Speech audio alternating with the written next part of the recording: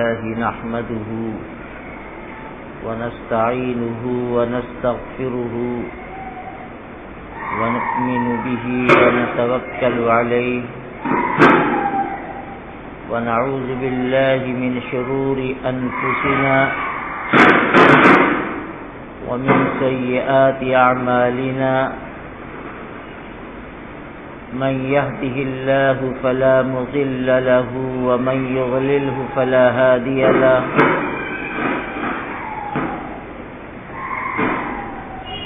ونشهد أن لا إله إلا الله وحده لا شريك له ونشهد أن سيدنا ونبينا ومولانا محمدا عبده ورسوله صلى الله عليه وعلى آله وأصحابه وبارك وسلم تسليما كثيرا كثيرا أما بعد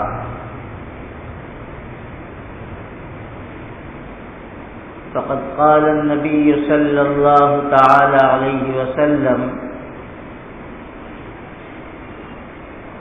اضمنوا لي ستا من أنفسكم أضمن لكم الجنة اصدقوا إذا حدثتم وأوفوا إذا وعدتم وأدوا إذا اؤتمنتم وغضوا أبصاركم واحفظوا فروجكم وكفوا أيديكم أو كما قال عليه الصلاة والسلام. محترم بزرگوں اور بھائیوں، جس حدیث کو آپ کے سامنے میں نے پڑھا ہے، رسول اللہ صلی اللہ علیہ وسلم کے صحابی ہیں حضرت واصلہ بن اسقع رضی اللہ تعالی عنہ. وہ فرماتے ہیں کہ آقا نامدار صلی اللہ علیہ وسلم نے ارشاد فرمایا، بظاہر آپ کے مخاطب تو صحابہ ہیں، لیکن حقیقت میں قیامت تک آنے والی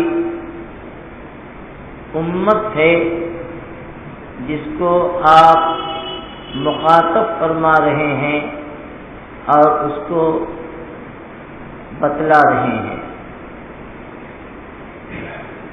آقا دو عالم صلی اللہ تعالی علیہ وسلم نے ارشاد فرمایا کہ اے لوگو، تم 6 چیزوں کی مجھ کو ضمانت دے دو، گارنٹی دے دو، اضمن لکم الجنہ، تو میں تم کو جنت کی گارنٹی دیتا ہوں، میں تم کو جنت کی ضمانت دیتا ہوں. کتنی بڑی بات ہے. نبی رحمت آقا مدنی حضرت محمد صلی اللہ تعالی علیہ وسلم اپنی امت کو کس بات کی خوشخبری عطا فرما رہے ہیں، بلکہ ضمانت لے رہے ہیں کہ اے میری امت کے لوگ، تم 6 کام کر لو اور 6 چیزوں کی مجھے گارنٹی دے دو کہ تم یہ کام کرو گے تو میں تم کو جنت کی ضمانت دیتا ہوں، یعنی جنت کی گارنٹی لیتا ہوں کہ تم جنت میں جاؤ گے. غور کرنے کی بات ہے کہ رسول پاک صلی اللہ تعالی علیہ وسلم قیامت کے دن اپنے امت کی شفاعت فرمائیں گے، اپنے گنہگار امتیوں کی جہنم سے بچانے کے لیے اور جنت میں داخل کرانے کے لیے اللہ کے سامنے درخواست کریں گے، شفاعت کریں گے، اور اللہ تعالی آپ کی شفاعت کو قبول فرمائے گا، آپ کی باتیں سنی جائیں گی، جبکہ دوسرے انبیاء علیہ السلام جو اس بات کی فکر میں ہوں گے کہ پروردگار میرا کیا ہوگا، نفسی نفسی کا عالم ہوگا، اس وقت نبی رحمت صلی اللہ علیہ وآلہ وسلم اپنی امت کے لیے اللہ سے شفاعت اور جنت میں داخلے کی درخواست فرمائیں گے، اور ارحم الراحمین اپنے فضل سے اپنے محبوب کی شفاعت کو قبول فرمائے گا اور جنت میں داخلے کے فیصلے فرمائے گا۔ ایسا رحمت والا نبی ہم سے، آپ سے، قیامت تک آنے والے انسانوں سے یہ کہہ رہا ہے کہ تم 6 کام کر لو، جنت کی ضمانت اور جنت کی گارنٹی مجھ سے لے لو۔ وہ 6 کام کیا ہیں اسی کو بتانا ہے۔ پہلی بات آپ نے فرمائی اصدقوا اذا حدثتم، اپنی بات کو سچی بنا لو، زبان سے سچ بات کہا کرو، جو بولو سچ بولو، سچ کے اندر اللہ تعالی نے جو خیر رکھا ہے، جو برکت رکھی ہے،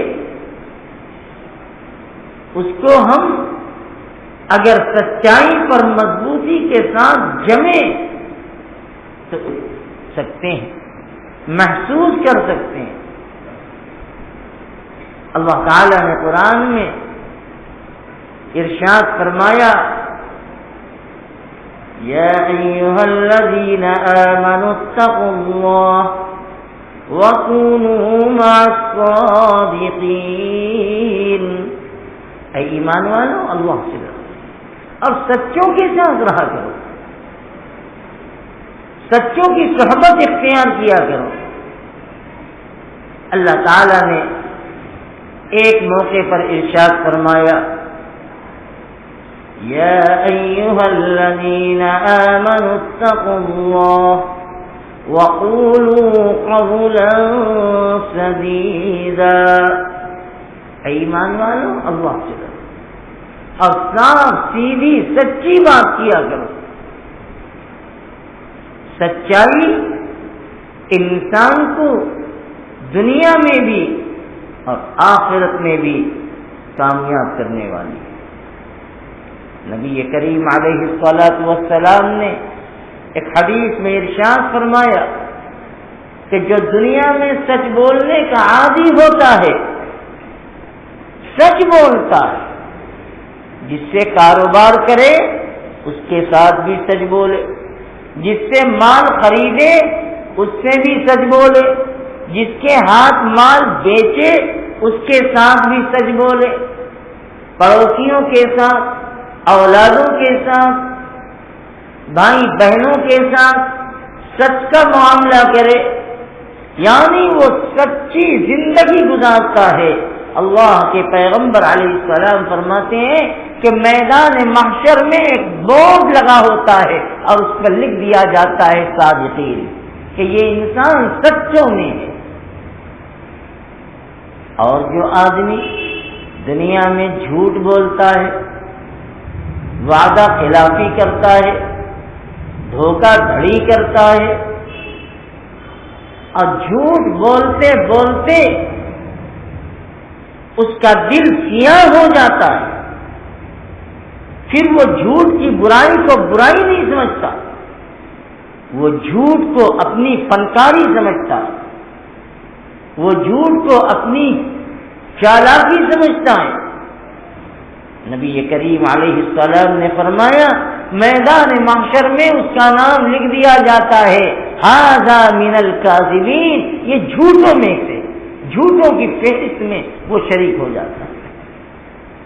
میرے بھائیو بزرگوں، رسول اکرم صلی اللہ تعالی علیہ وسلم فرماتے ہیں کہ جب انسان اپنی زبان سے غلط اور جھوٹ کی بات نکالتا ہے تو اس کے منہ سے ایک بدبو نکلتی ہے، ایسی بدبو کہ جو فرشتے ہوتے ہیں اس بدبو سے میلوں دور بھاگ جاتے ہیں، ہمیں محسوس نہیں ہوتا۔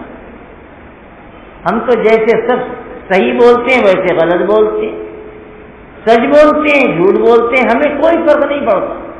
لیکن فرشتے جو اللہ کی لطیف مخلوق ہے، جو سچائی کی خوشبو کو بھی محسوس کرتی ہے اور برائی کی بدبو کو بھی محسوس کرتی ہے، نبی کریم علیہ السلام نے فرمایا کہ فرشتے جھوٹ کی بدبو سے میلوں دور بھاگتے ہیں۔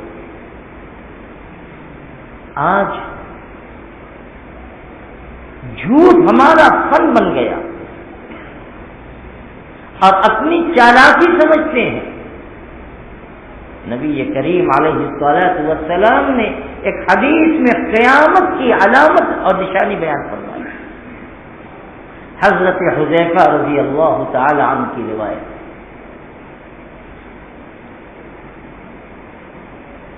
اس میں ایک جملہ یہ ہے کہ ایک زمانہ وہ آئے گا کہ آدمی جھوٹ کو اپنی چالاکی سمجھیں گے، ہوشیاری سمجھیں گے، اور جو جتنا بڑا جھوٹا ہوگا اس کے بارے میں یہ لوگ کہیں گے دیکھو کتنا چالاک ہے، کس طرح سے لوگوں کو بے وقوف بنا دیا، کتنی فنکاری سے لوگوں کو چلا دیا۔ حدیث میں آتا ہے کہ یہ کہا جائے گا ما اعقلہ ما اجلدہ ما اغفرہ ولیس فی قلبہ مثقال حبۃ خردل من ایمان۔ ایسے چالباز، مکار، فنکار جو اپنی چالاکی کی بنیاد پر لوگوں کو بے وقوف بنائیں گے، قیامت کے قریب وہ دور ایسا آئے گا کہ لوگ کہیں گے کہ دیکھو کتنا دانشور ہے، ما عاقلہ، کتنا دانشور ہے، کتنا چالاک ہے، کس طرح سے بے وقوف بنا دیا، ما اجلدہ، کتنی سوجھ بوجھ والا ہے، کتنی خوبصورتی سے لوگوں کو پٹی پڑھا دی، ما اظرفہ، کتنا خوش مزاج ہے، ذرافت طبع والا ہے۔ اللہ کے پیغمبر فرماتے ہیں وَلَيْسَ فِي قَلْبِهِ مِثْقَالُ حَبَّةَ خَردَلٍ مِّنْ ایمان، حالانکہ اس کے دل میں رائی کے دانے کے برابر بھی ایمان نہ ہو۔ نبی علیہ السلام فرماتے ہیں کہ اگر مجھ سے جنت کی گارنٹی چاہتے ہو تو اپنی زبان کو سچی بنا لو، کاروبار میں، لین دین میں، کسی سے بات کرنے میں سیدھی اور سچی بات کرو، اسی میں خیر ہے، اسی میں عزت ہے۔ منافقین کی عادت یہ ہے کہ وہ جھوٹ بولتے تھے، دھوکہ دیتے تھے، صحابہ کو بے وقوف بنا دیتے تھے۔ اللہ تعالیٰ نے قرآن میں فرمایا کہ ایک دھوکے باز ہیں، یہ جھوٹ بولتے ہیں، یہ سچ نہیں بولتے۔ وَإِذَا لَقُوا الَّذِينَ آمَنُوا قَالُوا آمَنَّا وَإِذَا خَلَوْا إِلَى شَيَاطِينِهِمْ قَالُوا إِنَّا مَعَكُمْ إِنَّمَا نَحْنُ مُسْتَهْزِئُونَ۔ یہ منافقوں کی عادت ہے کہ جب منافق صحابہ کی مجلس میں، رسول اکرم صلی اللہ علیہ وآلہ وسلم کی مجلس میں آتے تھے تو کہتے ہیں کہ ہم تو بڑے پکے مسلمان ہیں، ہم تو ایمان والے ہیں، ہم کلمہ پڑھتے ہیں، ہم آپ کے پیچھے نماز پڑھتے ہیں، حقیقت یہ ہے کہ منافقین حضور کے پیچھے نماز پڑھتے تھے، روزہ رکھتے تھے، لیکن ان کے دل میں ایمان نہیں تھا۔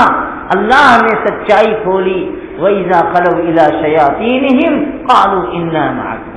اور یہی منافق جب اپنے سرداروں کے پاس، اپنے شیطانوں کے پاس، اللہ کہتا ہے کہ وہ شیطان ہیں جو جھوٹ، دغاباز، جو ایمان سے محروم ہیں، وَإِذَا خَلَوْا إِلَىٰ شَيَاطِينِهِمْ اپنے شیطانوں کے پاس جاتے تھے تو کہتے تھے إِنَّا مَعَكُمْ، ہم تو تمہارے آدمی ہیں، ہم تو تمہارے گروپ کے ہیں، ہم کہاں، انما نحن مستہزئون، ہم تو ان کے پاس ان کا مذاق اڑانے گئے تھے، ہم تو ان سے تفریح کرنے گئے تھے۔ میرے بھائیوں، جھوٹ کو چھوڑو۔ آج ہمارے اندر، مسلمانوں کے اندر جھوٹ عام ہو جا رہا ہے۔ کاروبار میں، لین دین میں، مقدمات میں جھوٹ ایک فن سمجھا گیا۔ اللہ کے پیغمبر فرماتے ہیں کہ نہ، جھوٹ نہیں چلے گا، یہ برباد کرنے والی چیز ہے۔ الصدق ینجی والکذب یہلک، سچائی انسان کو بچاتی ہے، نجات دیتی ہے، اور جھوٹ انسان کو ہلاک کر دیتا ہے۔ آج نہیں کل اس کا جھوٹ کھلے گا اور دنیا میں بھی ذلیل ہوگا، رسوا ہوگا، اور آخرت میں بھی اس کے لیے رسوائی ہے۔ حدیث شریف میں آتا ہے، ایک مرتبہ رسول اللہ صلی اللہ تعالی علیہ وسلم جہاد کے لیے تشریف لے گئے، اور یہ واقعہ ہے صلح حدیبیہ کا۔ اللہ کے پیغمبر سن 6 ہجری میں اپنے صحابہ کو لے کر مدینہ طیبہ سے مکہ مکرمہ تشریف لے جا رہے تھے، اور احرام میں تھے۔ مکہ سے کچھ پہلے ایک جگہ ہے جس کا نام ہے حدیبیہ، جس کا نام بعد میں آج اس کو شمیسیہ کہا جاتا ہے۔ شمیسی وہ ایک جگہ ہے مکہ مکرمہ سے تقریباً 60 کلومیٹر پر۔ مشرکین مکہ نے آپ کو وہاں روک دیا، آگے بڑھنے نہیں دیا۔ لمبی حدیث ہے، حضور اکرم علیہ الصلوۃ والسلام وہاں رکے رہے۔ 1400 صحابہ کا مجمع ہے آپ کے ساتھ، احرام باندھے ہوئے ہے، مکہ جانا تھا عمرہ ادا کرنے کے لیے۔ حضور اکرم علیہ الصلوۃ والسلام اس موقع پر نماز کا وقت ہوتا، آپ صحابہ کو لے کر نماز پڑھتے، آپ وضو کرتے اور نماز پڑھتے۔ حضور اکرم علیہ الصلوۃ والسلام وضو فرما رہے ہیں اور صحابہ آپ کو گھیرے ہوئے ہیں، اور آپ کے جسم پاک سے وضو کے پانی کے جو قطرے گر رہے ہیں اس کو اپنے ہاتھ میں لے رہے ہیں، اپنے چہرے پر مل رہے ہیں، اپنی پیشانی پہ لگا رہے ہیں، اپنے سینے پہ مل رہے ہیں۔ یعنی ایک عشق و محبت اور عقیدت کا جنون ہے کہ میرے آقا کے جسم پاک سے لگ کر یہ پانی زمین پر نہ گرے، بلکہ میں اس کو اپنے چہرے پر، اپنی پیشانی پہ لگا لوں۔ اللہ کے پیغمبر یہ سب دیکھ رہے ہیں کہ ہو رہا ہے۔ حضور نے فرمایا ما حملکم علی ما فعلتم ذلک، ارے بھائی یہ کام کیوں کر رہے ہو؟ تمہیں اس کام پر کس چیز نے ابھارا کہ تم پانی کے قطروں کو اپنے جسموں پر لے رہے ہو، مل رہے ہو؟ آخر کر کیوں رہے ہو؟ صحابہ نے جواب دیا قالوا من حب اللہ ورسولہ، صحابہ نے کہا اللہ اور اس کے رسول کی محبت اور عقیدت میں یہ کر رہا ہوں، ہمیں ہمارے دل میں آپ کی محبت ہے، اور ہم یہ چاہتے ہیں کہ آپ کے جسم پاک سے یہ پانی کا قطرہ لگ کے جو گر رہا ہے یہ اور زیادہ نورانی اور پاک اور متبرک ہو گیا. اس لیے میں اس پانی کے قطرے کو اپنے جسموں پہ لے رہا ہوں. یہاں ایک مسئلہ سمجھ لو، ہم آپ یا دنیا کا کوئی بڑا سے بڑا آدمی وضو کرے تو وضو کے پانی جو بدن سے لگ کر گرتے ہیں وہ پاک نہیں رہتے، اس سے بچنے کا حکم دیا گیا ہے. اور یہ کہا گیا کہ وضو کے پانی کے چھینٹوں سے اپنے کو بھی بچاؤ اور پاک میں جو وضو کر رہا ہے اسے بھی بچاؤ، اس لیے کہ یہ پانی پاک نہیں ہے. اس میں بھی ہم بہت بے احتیاطی کرتے ہیں. 4 آدمی وضو کرنے بیٹھے ہیں اور تیز ڈوبی کھول کے ایک آدمی وضو کر رہا ہے، دائیں بائیں والے پر، اس کے کپڑے پر، اس کے بدن پر چھینٹے پڑ رہے ہیں، چھینٹے جا رہی ہیں، اس کی کوئی پرواہ اسے نہیں ہے، بس وہ کیے جا رہا ہے. علماء نے منع کیا ہے کہ ڈوبی اتنی کھولو جس سے ضرورت پوری ہو، اور وضو ایسے کرو کہ دائیں اور بائیں والوں کے بدن پر یا اس کے جسم پر پانی نہ پڑے، اس لیے کہ وہ تم وضو کر کے جو ہاتھ دھو رہے ہو، چہرہ دھو رہے ہو، پاؤں دھو رہے ہو، یہ پانی نکلتا ہے، یہ طاہر غیر مطہر ہے. حدیث شریف میں فرمایا گیا کہ جب آدمی وضو کرتا تو وضو کے پانی کے ساتھ اس کے بدن کی گناہیں جھڑتی ہیں. آپ نے چہرہ دھلا، چہرے میں آنکھ بھی ہے، زبان آنکھ ہے، چہرہ ہے، جو آپ نے اس سے جو گناہ کی ہے وضو کی برکت سے اس کی گناہیں پانی کے ساتھ ساتھ گرتی رہتی ہیں. ہاتھ دھلا، ہاتھ کے کہنی سے جو پانی گر رہا ہے گناہ کو لے کر آ رہا ہے. کلی کیا، پانی اس کے منہ سے جو گناہ کی، جھوٹ بولا، غیبت کی، گناہ کے ساتھ آ رہا ہے. اس لیے دنیا کے ہر انسان کے وضو کا پانی گندا ہے، اس لیے کہ گناہ گندی چیز ہے، اس سے بچنے کا حکم دیا. لیکن نبی کریم علیہ الصلاۃ والسلام کے وضو کا پانی متبرک ہے، اس لیے کہ آپ اللہ کے بعد اگر کسی کا مقام ہے تو وہ آپ کا مقام ہے. صحابہ بڑی عقیدت کے ساتھ وضو کے پانی کو لے رہے ہیں، وہ مسئلہ الگ ہے. اللہ کے نبی کا تو ہر چیز پاک ہے، یہاں تک کہ بول و برا ہے، بیان کروں گا اسے. بہرحال تو صحابہ نے جواب دیا من حب اللہ و رسولہ، اللہ اور اس کے رسول کی محبت میں ہم یہ کرتے ہیں.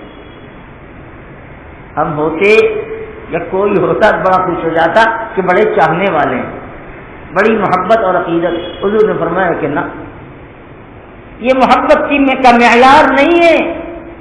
ٹھیک ہے تم لے رہے ہو، کر رہے ہو. آپ نے فرمایا من كان يحب الله ورسوله او يحبه الله ورسوله، جو آدمی یہ چاہتا ہے کہ اللہ کو، اللہ کے رسول کو محبوب بنائے، اللہ اور اس کے رسول سے محبت کرے، یا اللہ اور اس کا رسول اس بندے سے محبت کرے، تو یہ نہیں ہے کہ تبرکات حاصل کرو. یہ تبرک لینا اور اس طرح سے اس پر جھپٹا مارنا یہ عقیدت و محبت نہیں ہے، یہ سچی محبت نہیں ہے.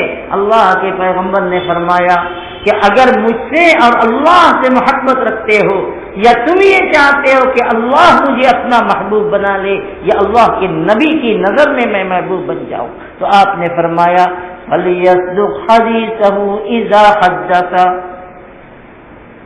آپ نے فرمایا کہ اگر میری محبت چاہتے ہو، اگر اللہ کی محبت چاہتے ہو تو اپنی زبان کو سچی بنا لو. فَلْيَصْدُقْ حَدِيثَهُ إِذَا حَدَّثَ، جب بولو سچ بولو. میرے بھائی، آج ہمارے کام کی، کاروبار کی برکتیں کیوں نکل رہی ہیں؟ ایمانداری نہیں، سچائی نہیں، وعدہ وفائی نہیں،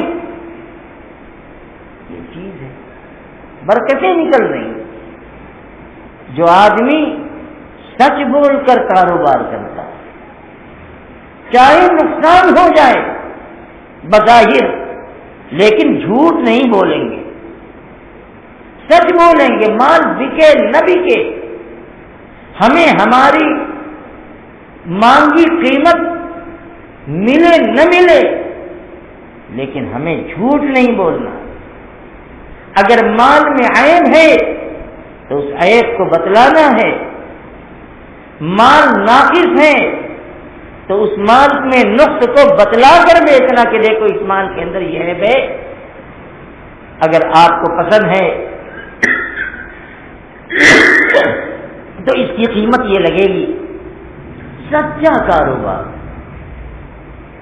اللہ اس کو بڑھاتے ہیں، اللہ اسے ترقی دیتے ہیں۔ اور جو آدمی وقتی فائدہ کو دیکھ کر چلو میں جھوٹ بول دو، یہاں بات بنا لو، وقتی طور سے تو ہو سکتا ہے کہ کچھ بات بن جائے، لیکن حقیقت میں انجام کے اعتبار سے اس کے اندر بربادی ہے، انجام کے اعتبار سے اس میں نقصان ہے۔ حضرات کے صحابہ کاروبار کرتے تھے، بڑے بڑے کاروباری تھے، لیکن ایمانداری، سچائی ان کے کاروبار کی بنیاد تھی۔ اللہ نے انہیں بہت ترقی دی، بہت آگے بڑھے۔ یہ مت سمجھو کہ صحابہ صرف یوں ہی تھے، اللہ نے انہیں خوب نوازا، ایک نہیں 10 پراپرٹیاں تھیں۔ حضرت زبیر بن عوام رضی اللہ تعالی عنہ، حدیث میں آتا ہے کہ 11 مکان ان کے تھے، جائیدادیں تھیں، اور جب ان کا انتقال ہوا ہے اور ان کے اوپر قرضے تھے، لمبی حدیث ہے، جو قرضہ باز کر کے ان کی جو کل سمپتی تھی، ان کی جو پراپرٹی، جو اس زمانے کی مالیت 52 کروڑ تھی۔ اتنے بڑے پیسہ والے، بخاری میں روایت موجود ہے، 52 کروڑ اس زمانے کے اعتبار سے ان کے اوپر۔ تجارت بری چیز نہیں ہے، کمائی بری چیز نہیں ہے، خوب ترقی کرو، خوب بڑھو، آگے بڑھو، لیکن سچائی، ایمانداری اور دھوکہ دھڑی سے بچ کر آگے بڑھو۔ نبی کریم علیہ الصلوۃ والسلام فرماتے ہیں کہ اصدقوا اذا حدثتم، سچ بولا کرو، یہ جنت کی گارنٹی ہے۔ اللہ کا نبی جنت کی گارنٹی لے رہا ہے سچ بولنے پر۔ آگے فرمایا دوسری چیز وَأَوْفُوا إِذَا وَعَدتُّمْ، جب وعدہ کرو تو اپنے وعدے پر کھرے اترو، وعدے کو پورا کیا کرو۔ یہ نہیں ہے کہ وعدہ آج کر دیا اور دل میں ہے کہ دیکھا جائے گا، یہ دھوکہ ہے، دغا بازی ہے، فریب اور مکاری ہے۔ اگر آپ نے وعدہ کیا ہے مال خریدتے وقت کہ اتنے دن کے اندر پیسہ دیا جائے گا، تو آپ پر ضروری ہے کہ وعدے کے مطابق اس کے مال کی قیمت ادا کی جائے۔ اگر آپ کے پاس پیسہ ہے اور پیسہ رکھ کر بہانے بناتے ہیں اور پھر اس کے بعد ٹال مٹول سے کام لیتے ہیں، یہ وعدہ خلافی ہے۔ نبی کریم علیہ السلام نے فرمایا کہ مسلمان وعدہ خلاف نہیں ہو سکتا۔ اسلام اور وعدہ خلافی ایک جگہ جمع نہیں ہو سکتی۔ ہاں وعدہ کیا، دل میں نیت بھی تھی کہ ہم نے جو وعدہ کیا ہے اس وعدے پر ہم اس کو دے دیں گے، لیکن حالات بگڑ گئے، وقت مشکل ہو گیا، اب دینے کی پوزیشن نہیں ہے، تو ایسے موقع پر مہلت لینا یہ کوئی گناہ کی چیز نہیں، موجود ہے دے سکتے ہیں، بینک بیلنس میرے پاس ہے، پراپر ہر سہولتیں میرے پاس ہیں، لیکن اس کے باوجود مارکیٹ کا مندا دکھا کر ہیلے کر رہے ہیں، حرام ہے، ناجائز ہے، مال کی کاروبار کی برکت کو ختم کرنے والا ہے۔ آپ نے وعدہ کیا تھا، دل میں ارادہ بھی تھا کہ میں دے دوں گا، لیکن آگے سے پیمنٹ نہیں آیا، اب شرمندگی ہے، افسوس ہے، تو ایسی صورت میں یہ گناہ نہیں ہے۔ میں ایک حدیث سناتا ہوں، رسول پاک صلی اللہ تعالی علیہ وسلم کے زمانے میں ایک صحابی نے ایک صحابی سے قرض لیا، جنہوں نے قرض لیا تھا ان کا نام تھا حضرت عبداللہ بن حضرت رضی اللہ تعالی عنہ۔ ضرورت تھی، اپنے صحابی بھائی سے قرض لے لیا، اور یہ طے ہوا کہ اتنے دن میں قرض دے دیں گے، وعدہ ہو گیا، وہ مدت آ گئی، اب وہ صحابی قرض واپس نہیں کر رہے، جنہوں نے قرض دیا تھا وہ مطالبہ کر رہے ہیں، گھر جا رہے ہیں، نہ ملتے ہیں، نہ کوئی بات کرتے ہیں، نہ سامنا کرتے ہیں۔ بہت عبرت سے سننے کی بات ہے۔ دینے والے صحابی تقاضا کر رہے ہیں، گھر جا رہے ہیں، مکان میں دستک دے رہے ہیں، آواز لگا رہے ہیں، کوئی جواب نہیں۔ بہت دن ہو گیا، چلتی رہی بات، ایک مرتبہ ملاقات ہو گئی، تو جنہوں نے قرض دیا تھا انہوں نے پکڑ لیا کہ آج آپ کو چھوڑوں گا نہیں، آپ صرف ٹال مٹول کر رہے، میرا پیسہ واپس نہیں دے رہے، میرا قرض نہیں ادا کر رہے، آپ تو میں نہیں چھوڑوں گا۔ دو طرح کی روایتیں ہیں، ایک روایت یہ ہے کہ مسجد نبوی میں ملاقات ہو گئی اور وہیں پکڑ لیا کہ نہیں، جب تک نہیں دو گے ہم چھوڑیں گے نہیں۔ اور ایک روایت سے پتہ چلتا ہے کہ گھر میں پہنچے، آواز لگائی، بچے بڑے بھولے ہوتے ہیں، انہوں نے کہہ دیا ہاں اوپر بیٹھے ہیں اوپر، اور وہ بول نہیں رہے تھے، تو انہوں نے آواز لگائی کہ مجھے پتہ چل گیا ہے کہ آپ ہیں، آپ آئیے مجھ سے ملیے، میرا قرض دیجیے۔ آئے، انہوں نے مطالبہ کیا، عجیب جواب دیا، فرمایا کہ میرے بھائی صحیح بات یہ ہے کہ جب جب آپ میرے گھر آئے ہیں اپنے پیسے کا مطالبہ لے کر میں گھر میں موجود تھا، لیکن میں نہ سامنا کرتا تھا نہ جواب دیتا تھا، اس لیے کہ میرے پاس قرض ادا کرنے کا پیسہ نہیں، میرے پاس ہے ہی نہیں کہ میں آپ کا قرض چکاؤں، اور آج بھی میرے پاس ہے نہیں۔ آپ کا قرض ہے، میں آپ کا باقی دار ہوں، سچ ہے، لیکن میں دینے کی پوزیشن میں نہیں ہوں۔ اب دیکھو کیا ہوتا ہے، وہ صحابی جنہوں نے قرض دیا تھا اب وہ کہتے ہیں کہ میرے بھائی کیا آپ جو کہہ رہے ہیں سچ کہہ رہے ہیں؟ انہوں نے فرمایا کہ ہاں سچ کہہ رہا ہوں، آپ کا قرض تسلیم ہے مجھے، میں آپ کا باقی دار ہوں، لیکن میرے حالات ایسے ہیں کہ میں دے نہیں سکتا۔ فوراً کہتے ہیں کہ اے میرے بھائی جاؤ، اللہ کے لیے میں نے معاف کر دیا، اب میرا کوئی مطالبہ نہیں۔ کیا لوگ، کیسی زندگی ان کی، زبان کے سچے، دل کے ایماندار، دل میں تقویٰ بھرا ہوا ہے۔ حالات آ سکتے ہیں، آسانی بھی ہوتی ہے، کبھی دقتیں اور مشکلات بھی آتی ہیں، لیکن آدمی ایمان ایمانداری، دیانتداری اور سچائی کو نہیں چھوڑنا چاہیے. مشکل سے مشکل حالات ہو، سچائی پہ جمے رہو. اللہ تعالیٰ تمہارے لیے آج نہیں کل نہیں 2 دن بعد اللہ راستے کرے گا، آسانیاں پیدا کرے گا. تو نبی کریم علیہ الصلوۃ والسلام نے دوسری بات یہ بیان فرمائی کہ وَأَوْفُوا إِذَا وَعَدتُّمْ، جب تم وعدہ کرو اپنے وعدے کو پورا کیا کرو. چاہے خریدار سے وعدہ ہو، چاہے بچوان سے وعدہ ہو، چاہے پڑوسیوں سے وعدہ ہو، چاہے اپنے حقدار سے وعدہ ہو. حقدار کا حق ادا کرنا یہ بھی وعدہ ہے.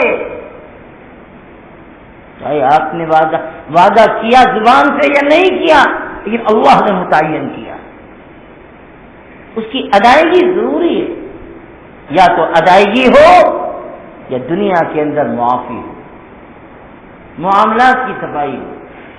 یہ نہیں کہ سمجھا جائے گا، دیکھا جائے گا، دیکھ لیں گے. کس نے دیکھا جو آپ کہتے ہیں دیکھ لیں گے؟ جس نے دیکھا ہے. میرے بھائیوں، میرے بزرگوں، آج ہمارے ماحول میں معاملات کے اعتبار سے بڑی گندگی ہے، بڑی خرابی ہے. ہم خوب نماز پڑھتے ہیں، خوب عبادت کرتے ہیں، تسبیح بھی پڑھتے ہیں اور دوسرے اچھے کام کرتے ہیں، لیکن لین دین اور معاملات میں ہم زیرو ہیں. معاملات کی صفائی نہیں. سیدنا عمر رضی اللہ تعالی عنہ نے ایک موقع پر فرمایا تھا تعاشروا کالاخوان وتعاملوا کالاجانب، تم آپس میں زندگی بھائی کی طرح گزارو، چاہے وہ اجنبی کیوں نہ ہو، انجانا کیوں نہ ہو. لیکن جو اسلام کا پیغام اخوت ہے، اسلام کا پیغام انسانیت ہے، تو زندگی میں تم آپس میں بھائی بن کے رہو. وَتَعَامَلُوا كَالْأَجَانِبِ، لیکن معاملات اس طرح کرو جیسے ایک اجنبی سے کرتا. معاملات کی صفائی ہونی چاہیے. ایک حدیث اور سناتا ہوں، بخاری شریف کی روایت. باتیں آتی جا رہی ہیں. رسول پاک صلی اللہ تعالی علیہ وسلم نے، آج تو سفرہ ہے نہیں یہاں پر ورنہ ان کے سننے کی بات تھی. رسول پاک صلی اللہ تعالی علیہ وسلم نے ایک مرتبہ ایک صحابی کو ایک شہر بھیجا زکوٰۃ اور جزیہ کی رقم وصول کرنے کے لیے. حضور کے زمانے میں ہوتا تھا. مدینہ میں بیت المال تھا، اطراف میں عمال جایا کرتے تھے، وصول کر کے لاتے تھے بیت المال میں، اور مسلمانوں کی ضرورت میں اسے خرچ کیا جاتا. حضور پاک علیہ الصلوۃ والسلام نے ایک صحابی کو بھیجا، وہ لے آئے، اور جو لے آئے تھے وہ دے دیا، کچھ زیادہ لے آئے تھے. حضور نے پوچھا یہ کیا ہے؟ کہا یا رسول اللہ یہ مجھے تحفہ ملا ہے، یہ مجھے ہدیہ ملا ہے، یہ میرا ہے. حضور نے فرمایا کہ ایسے جاتے اور ہدیہ لے کے آتے تو ہم جانتے، میرے نام پر گئے ہو، یہ تمہارا کہاں سے ہوا؟ میرے بھائی یہ بہت مشکل وقت ہے. معاملات کی صفائی اور نیت کی صفائی یہ بہت بڑی چیز. ہاں انسان بذات خود اپنی شخصیت کے اعتبار سے اتنا وزندار ہو کہ لوگ اسے تحفہ دے دے تو تحفہ لینے میں کوئی حرج نہیں، لیکن کسی بڑے کے نام پر اس طرح سے تو قابل. حضور نے فرمایا کہ اسے بیت المال میں جمع کرو، یہ تمہارا نہیں ہے. بہرحال میں عرض یہ کر رہا تھا کہ ایمانداری، سچائی، وعدے کو پورا کرنا. حضور نے فرمایا تیسری چیز جس پر جنت کی گارنٹی لی گئی، وَأَدُّوا إِذَا اؤْتُمِنْتُمْ، تمہارے پاس جو ایمان امانت رکھی جائے، امانت دار کو اس کی امانت اس کے مطالبے پر پورے طور سے ادا کر دو. اس میں اپنی نیت کو خراب مت کرو. سامان ہے، پیسہ ہے، زیورات ہیں، یا کوئی بھی چیز ہے امانت کے طور پر رکھا ہے، اب جب وہ مطالبہ کر رہا ہے، آپ امین ہیں، اس کے مطالبے پر اس کی امانت اسے واپس کرو۔ آج تو بہت مشکل ہو گیا، نیت کی خرابی، ہیلا بہانہ کہ کسی طرح سے بس اسے ہڑپ کر لیں۔ حضور نے فرمایا کہ یہ اپنے کاروبار اور مال کی برکت کو ختم کرنے والی چیز ہے۔ زبان بھی امانت، راز بھی امانت۔ کسی نے آپ کو اپنا جانا اور اپنا جان کر آپ کو کچھ راز کی باتیں بتائی یا کچھ اپنے ذاتی مشورے کیے آپ سے اپنا خیر خواہ جان کر، تو آپ کی ذمہ داری ہے کہ اس کی بات کو امانت کی طرح اپنے سینے میں رکھیں، کسی کو بیان نہ کریں، کسی کے سامنے اس راز کو کھولیں نہیں۔ وَأَدُّوا إِذَا اؤْتُمِنْتُمْ، چوتھی چیز آپ نے بیان فرمائی، وَغُضُّوا أَبْصَارَكُمْ، اپنے نظر کی حفاظت کرو، نگاہ کو نیچی رکھو۔ نظر، نگاہ، حدیث میں آتا ہے کہ شیطان کے تیروں میں کا ایک تیر ہے۔ شیطان اسی نظر کے ذریعے سے آدمی کو حرام کی طرف، گناہ کبیرہ کی طرف لے جاتا ہے۔ قرآن کریم میں جگہ جگہ ارشاد فرمایا گیا کہ کن لوگوں کے ساتھ پردہ ہے، کن کے ساتھ پردہ نہیں ہے، کن کے سامنے بے پردہ آیا جا سکتا ہے۔ باپ، بھائی، بہن، خالہ وغیرہ وغیرہ، پھوپھی، یہ وہ لوگ ہیں جو محرم میں آتے ہیں اور ان کے ساتھ پردہ نہیں ہے۔ لیکن اس کے علاوہ چچا کی بچیاں، خالہ کی لڑکیاں، پھوپھی کی لڑکیاں، یہ سب کے سب نامحرم ہیں، جن سے نکاح ہو سکتا ہے۔ بس ایک بات یاد رکھو، جن سے نکاح ہو سکتا ہے وہ نامحرم، اور جن سے نکاح نہیں ہو سکتا وہ محرم۔ بس ایک بات، بنیادی بات یہ ہے، نگاہ کی حفاظت۔ نگاہ نے انسان کی دولت کو برباد کیا ہے۔ نگاہ کی گناہ نے کتنوں کی املاک برباد ہو گئی، کاروبار تہس نہس ہو گئے، اس لیے کہ شیطان نگاہ کے ذریعے بہکاتا ہے اور پھر حرام کی طرف لے جاتا ہے، گناہ کبیرہ کی طرف لے جاتا ہے، اور آدمی اس کے اندر ایسا دیوانہ ہو جاتا ہے کہ پھر اس کو کسی چیز کی پرواہ نہیں۔ رسول اکرم صلی اللہ تعالی علیہ وسلم نے فرمایا، نگاہ کی حفاظت کرو۔ صحابہ کرام رضوان اللہ علیہم اجمعین جو تقوی میں امام ہیں، جن کا ایمان معیاری، جن کا تقوی معیاری، لیکن حضور نے ان کو بھی تعلیم اور تنبیہ فرمائی۔ حجۃ الوداع کے موقع پر رسول اکرم صلی اللہ علیہ وسلم عرفات کے میدان میں ہیں، احرام بندھا ہوا ہے، آپ اپنی اونٹنی پر سوار ہیں، اور آپ کے ساتھ آپ کے چچا زاد بھائی حضرت فضل بن عباس رضی اللہ تعالی عنہ بھی ہیں آپ کے ساتھ ساتھ سواری پر، اور بڑے خوبصورت تھے حضرت فضل۔ اتنے میں ایک جوان لڑکی عورت قبیلہ خثعم کی ایک جوان لڑکی آئی رسول اللہ صلی اللہ علیہ وسلم کی خدمت میں ایک مسئلہ پوچھنے کے لیے حج سے متعلق۔ اب مسئلہ یہ تھا کہ اس نے پوچھا کہ یا رسول اللہ، میرے ماں یا میرے باپ بہت بوڑھے ہیں، حج فرض ہے لیکن حج کرنے کی طاقت نہیں ہے، اتنے بوڑھے ہیں، تو کیا میں ان کی طرف سے اگر حج بدل کر لوں تو حج ہو جائے گا؟ یہ مسئلہ پوچھنے آئی تھی۔ حضور نے جواب بھی دیا کہ بالکل ہو جائے گا۔ اب حضرت فضل اور وہ عورت جو حضور کے سامنے مسئلہ پوچھنے کے لیے آئی تھی، اب ان دونوں کا آمنا سامنا ہوا، ایک دوسرے کو دیکھنے لگے۔ رسول اکرم صلی اللہ علیہ وسلم نے حضرت فضل کے چہرے کو پکڑ کر کے گھما دیا، ادھر گھوم۔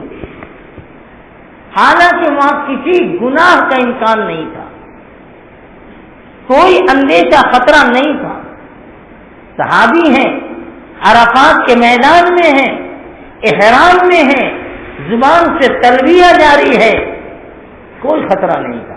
لیکن تعلیماً للامہ، امت کو تعلیم دینے کے لیے آپ نے فرمایا کہ نگاہ کی حفاظت بہت بڑی تھی، اس لیے کہ گناہ کی ابتدا اور گناہ کا آغاز نظر کے ذریعے ہوتا ہے، جس کو بد نظری کہا جاتا ہے. رسول اکرم صلی اللہ علیہ وسلم نے فرمایا اپنے نگاہ کی حفاظت. جو آدمی اپنے نگاہ کی گناہ سے حفاظت کر لے گا، اللہ کی طرف سے اس کے دل میں ایک نور پیدا ہوگا، دل کے اندر نورانیت پیدا ہوگی اور دل کے اندر روحانی مسرت محسوس ہوگی نگاہ کے گناہ سے بچنے کے ساتھ. تو آپ نے فرمایا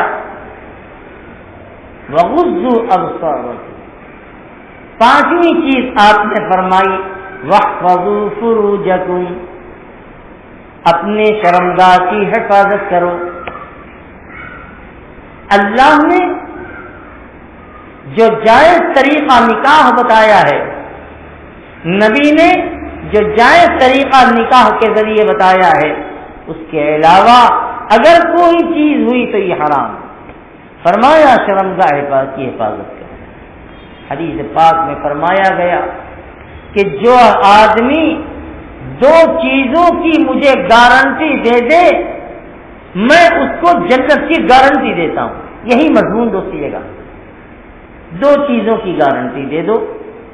آپ نے فرمایا، صحابہ نے پوچھا کہ یا رسول اللہ وہ دو چیز کیا ہے؟ آپ نے فرمایا ما بین اللحیین، ایک وہ چیز جو اس کے دو جبڑوں کے درمیان، یعنی زبان کی، کہ زبان غلط نہیں بولے گی، زبان سے غیبت نہیں ہوگی، زبان سے کسی کا مذاق نہیں اڑایا جائے گا، زبان سے جھوٹ نہیں بولا جائے گا. اور دوسری چیز آپ نے بیان فرمایا وما بین فخذین، اور ایک وہ چیز جو اس کے دو زانوں کے درمیان، یعنی شرمگاہ کی حفاظت. اگر کوئی آدمی ان دو چیزوں کی حفاظت کی مجھے گارنٹی دے دے، رحمت عالم صلی اللہ علیہ وسلم فرماتے ہیں کہ مجھے جنت کی گارنٹی دے دے. اس لیے کہ یہی دو چیزیں گناہ کی بنیاد ہیں اور انسان کے بہکنے کا ذریعہ. آج کیسے کیسے گناہ ہو رہے ہیں، کیا کیا ہو رہا ہے معاشرے کے اندر، سماج کے اندر، لیکن لوگ اپنی عزت بچائے ہوئے ہیں، چھپائے ہوئے ہیں اور چھپے ہوئے ہیں. مسلمانوں کے اندر بھی یہ بیماری اب پھیل رہی ہے، اور جب رات سے پردہ ہٹتا ہے تو پھر منہ دکھائے نہیں بنتا. یہ حالات، میں کسی کا نام نہیں لوں گا، بہت سی ایسی باتیں آتی ہیں، غلط کام ہوتے ہیں. اللہ ہم سب کی حفاظت. آخری بات، چھٹی بات، آپ علیہ السلام نے فرمایا وَكُفُّوا أَيْدِيَكُمْ، اپنے ہاتھ سے کو روکے رکھو. یعنی یہ اشارہ ہے کسی پر ظلم مت کرو، کسی کے ساتھ زیادتی مت کرو، کسی کا حق مت مارو، اور پھر اگر تم طاقت والے ہو کہ تو کسی کو مارو بھی مت.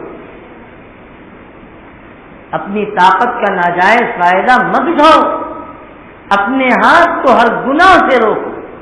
ہاتھ کے ذریعے مختلف قسم کے گناہ ہو سکتے ہیں. اللہ کے نبی نے فرمایا اپنے ہاتھ کو روکو. یہ 6 چیزیں ہیں. نبی کریم علیہ الصلوۃ والسلام نے فرمایا اضمنوا لی ستا من انفسکم اضمن لکم الجنہ، تم اپنی طرف سے مجھے ان 6 باتوں کی گارنٹی دے دو، میں تمہیں جنت کی گارنٹی دیتا ہوں.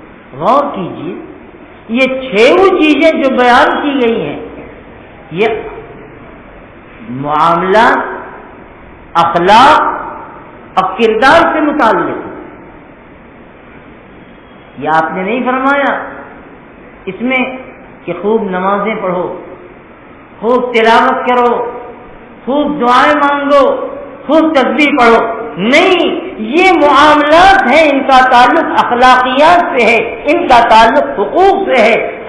معاملات کو درست کر لو، اخلاق کو درست کر لو، زبان کو سچی بنا لو، اور اپنے اندر ایمانداری اور دیانتداری کو پیدا کر لو، اپنے نگاہ کی حفاظت کرو، اپنے شرمگاہ کی حفاظت کرو۔ اللہ کا نبی کہتا ہے کہ میں تمہاری جنت کی گارنٹی دیتا ہوں۔ وہ نماز افضل العبادت، قرآن اعلیٰ درجے کی عبادت، دعا، استغفار، تسبیحات اعلیٰ درجے کی عبادت، اس میں کوئی شبہ نہیں، لیکن وہ چیزیں اپنی ذات سے متعلق ہیں۔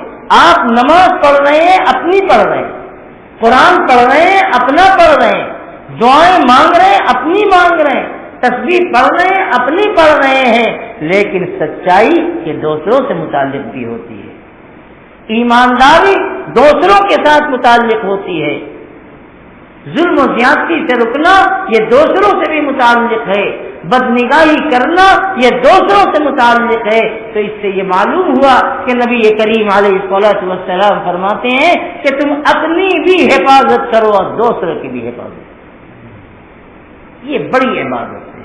اللہ تعالی ہم سب کو اس پر عمل کی توفیق عطا فرمائے، اور ہمارے اعمال، اخلاق، ہمارے اندر عفت و پاکیزگی، حیاداری پیدا کر فرمائے۔ وآخر دعوانا ان الحمد للہ رب العالمین۔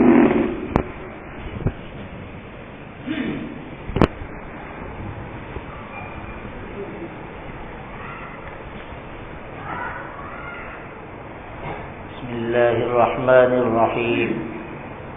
اللهم لك الحمد حمدا كثيرا طيبا مباركا فيه، اللهم لك الحمد حمدا كثيرا طيبا مباركا فيه، اللهم لك الحمد حمدا كثيرا كما أنعمت علي كثيرا، اللهم لك الحمد حتى ترضى، ولك الحمد بعد الرضا، لك الحمد بالإيمان، ولك الحمد بالإسلام، ولك الحمد بالرمضان، ولك الحمد بالقرآن، لك الحمد في الأولى ولك الحمد في الأخرى۔ اللهم صل على سيدنا وشفيعنا وحبيبنا ومولانا محمد وعلى آل سيدنا ومولانا محمد وبارك وسلم صلاة وسلاما عدد ما تحب وترضى، بعدد ما تحب وترضى۔ ربنا ظلمنا أنفسنا وإن لم تغفر لنا وترحمنا لنكونن من الخاسرين، لا إله إلا أنت سبحانك إني كنت من الظالمين، سبحانك إني ظلمت نفسي فاغفر لي فإنه لا يغفر الذنوب إلا أنت۔ ربنا آتنا في الدنيا حسنة وفي الآخرة حسنة وقنا عذاب النار، وقنا عذاب الدين، وقنا عذاب القبر، وقنا عذاب الحشر، وقنا عذاب الحساب، وأدخلنا الجنة مع الأبرار برحمتك يا عزيز يا غفار يا رب العالمين۔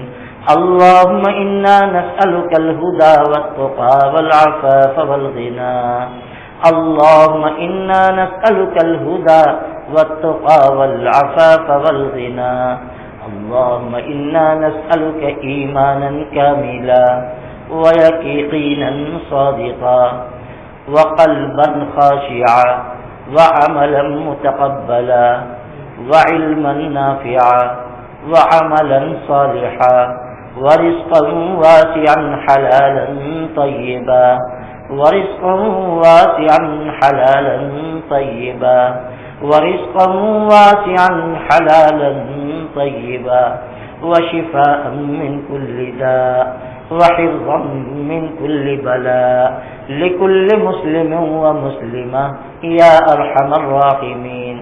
اللهم اغفر لنا ولإخواننا الذين سبقونا بالإيمان، ولا تجعل في قلوبنا غلا للذين آمنوا ربنا إنك رؤوف رحيم۔ واعف عنا واغفر لنا وارحمنا أنت مولانا فانصرنا على القوم الكافرين. اللهم أحسن عاقبتنا في الأمور كلها وأجرنا من خزي الدنيا وعذاب الآخرة وأجرنا من خزي الدنيا وعذاب الآخرة. اللهم إنا نسألك حبك وحب رسولك وحب من ينفعنا حبك عندك يا أرحم الراحمين يا خير المسؤولين ويا خير المعطين ويا مجيب دعاء المضطرين. ارحمنا رحمة تغنينا بفضلك عمن سواك. ارحمنا رحمة تغنينا بفضلك عمن سواك.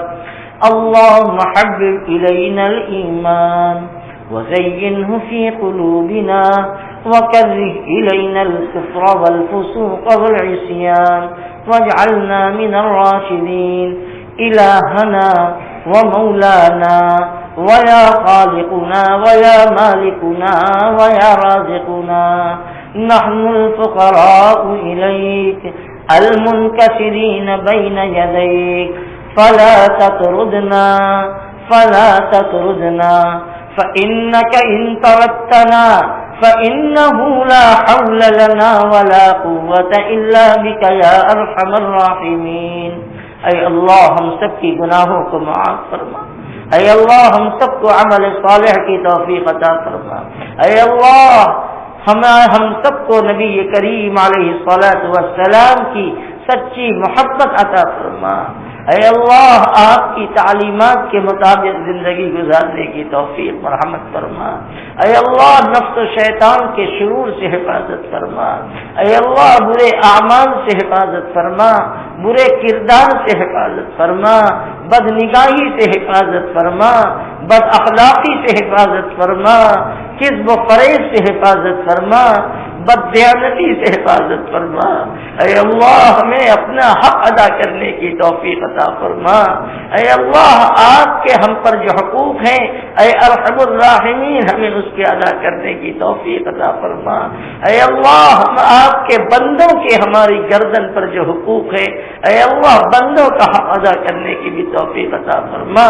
اے اللہ ہمارے اعمال کو صالح بنا دے، اے اللہ ہماری نیتوں کو صالح بنا دے، اے اللہ ہمارے کردار کو صالح بنا دے، اے اللہ ہمارے جوانوں کے اندر دیانت و صداقت اور عفت و پاکیزگی پیدا فرما دے، اے اللہ ہماری عورتوں کے اندر حیا ایمانی پیدا فرما دے، اے اللہ ہمارے معاشرے کے اندر دینی فضاؤں کو عام و تام فرما دے، ہمارے گھروں میں دین کو اور سنت کو زندہ فرما دے، بے حیائیوں کو نکال دے، اے اللہ تصویر کشی کو نکال دے، اے اللہ جو موبائل کے ذریعے ہمارے گھروں کے اندر بچے بچیاں بڑے جو جوان گناہ میں مبتلا ہے اے اللہ ہمارے گھر کی اور ہر امت مسلمہ کے گھروں کی حفاظت فرما، اے اللہ اس نے ہمارے کردار کو برباد کیا ہے، ہمارے اعمال کو برباد کیا ہے، ہماری نگاہ کو خراب کیا ہے، اے ارحم الراحمین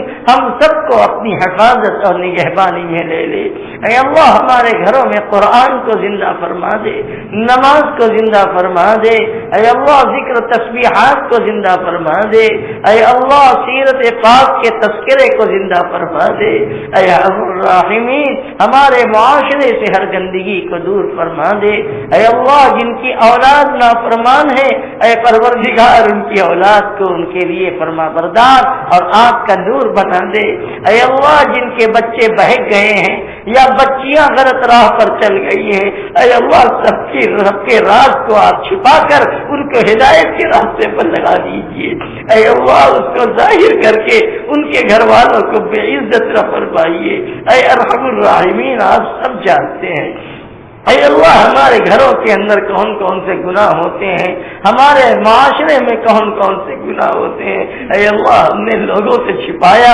آپ سے چھپا کر کہیں نہیں جا سکتے، اے اللہ دنیا میں ستاری فرما کر ان لوگوں کو ہدایت کے راستے پر چلا دے، اے اللہ ان کے دلوں میں خوف اپنا پیدا کر دے، موت کی فکر پیدا فرما دے، میدان محشر میں آپ کے سامنے کھڑے ہو کر زندگی کے ان گناہ کے حساب کی فکر پیدا فرما دے، اے اللہ ہدایت دینا آپ کے لیے کوئی مشکل نہیں، اے اللہ آپ نے اپنے نبی کے بڑے بڑے دشمنوں کو ہدایت سے نواز کر جنت تک پہنچایا ہے، اے اللہ آپ کے قبضہ قدرت میں سب کچھ ہے، اے اللہ ہمارے اندر جو بگڑ گئے ہیں، جو بہک گئے ہیں، جو کسی وجہ سے بے راہ روی کے شکار ہو گئے ہیں، اے اللہ ان کو صراط مستقیم پر جما دے، اے اللہ انہیں نماز پہ جما دے، اے اللہ انہیں قرآن پر جما دے، اے اللہ ہمارے گھروں کی حفاظت فرما، ہر مسلمان کے گھروں کی گناہ سے حفاظت فرما،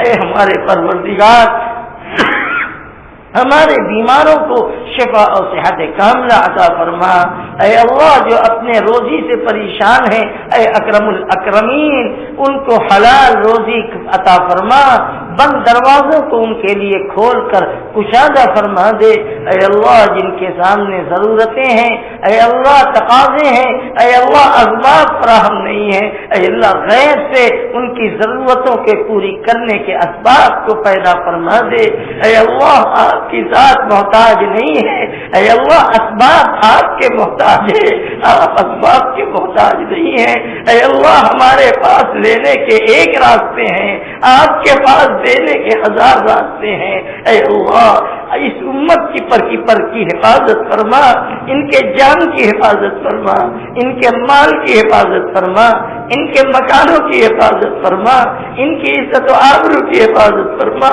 اے اللہ دشمن تو عزت و آبرو پہ جا کے ڈال رہا ہے، جان و مال کی پر جا کے ڈال رہا ہے، اے اللہ اس دنیا میں آپ ہی ہمارے آسرا ہیں، آپ ہی ہمارے حامی ہیں، اے اللہ اپنے ایمان والے بندوں کی جان مال کی، دین و ایمان کی، اعمال کی عفت و پاکیزگی کی حفاظت فرما، اے اللہ ملک میں امن و امان اور عافیت کا ماحول پیدا فرما، اے اللہ ہمارے روزے کو قبول فرما، اے اللہ ہمیں شب قدر کی عبادت نصیب فرما، اے اللہ عشر اخیر کے قدر کی توفیق نصیب فرما، اے اللہ آنے والی رات 23ویں طاق رات ہے، اے اللہ اس کے بھی قدر کی، اب بقیہ تمام راتوں کے قدر کی توفیق عطا فرما، اے اللہ ہم تو پورے سال پڑے سوتے ہیں، فرض بھی چھوڑتے ہیں، اے پروردگار آپ نے اپنے رحمت سے یہ مہینہ عطا فرمایا، اے اللہ اس کی قدر کی توفیق عطا فرما، اپنے اوقات کو کام میں اصلاح ہے اللہ ہمیں اس کی توفیق عطا فرما، اے اللہ ہماری زبان سے خیر کی باتوں کو کہلوا، اے اللہ نافع باتوں کو کہلوا، ہماری ذات کو بھی فائدہ پہنچا، سننے والوں کو بھی فائدہ پہنچا، اے اللہ ہماری دعاؤں کو اپنے فضل و کرم سے ہمارے آقا صلی اللہ علیہ وسلم کے صدقہ و فعل قبول فرما، ربنا تقبل منا انك انت السميع العليم وتب علينا انك انت التواب الرحيم، وصل اللهم وسلم وبارك على حبيبك سيدنا محمد وعلى آل سيدنا ومولانا محمد، وبارك وسلم برحمتك يا ارحم الراحمين۔